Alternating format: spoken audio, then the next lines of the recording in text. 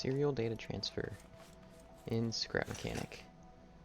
What it is, you send multiple bits through a single line and coordinate it so that all the bits end up in the right spot on the other side. In other words, input a pattern here, push the button, the pattern comes out over here, and all that information went through this one line. Now, how did I do this, you might ask? Well, it's fairly simple, also fairly complicated to do in Scrap Mechanic, but I'll try to explain it as well as I can. So here is a single tick generator. It just outputs one singular tick, and it makes it easier to handle the signal as it goes through all these gates. And then it approaches this gate, and that's where it splits in two different ways. This one right here is the save, is what I call the save bit. So it'll wait, and then it's the bit that basically takes all the information and then sets it into here by itself.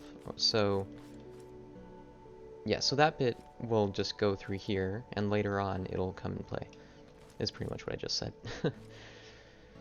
And then through here we have different gates hooked up to this gate right here. Alright, so based on what switches you flip, these gates will turn on when the signal passes through them, and then all of those gates will like make this thing flicker, basically.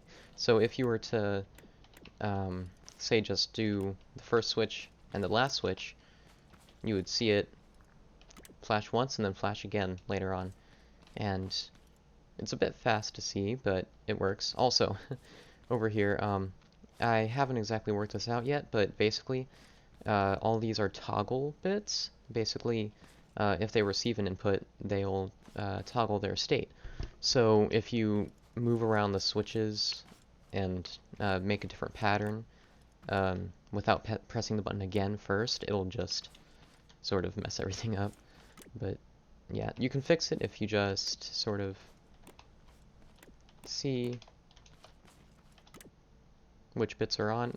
You know what, just forget about that.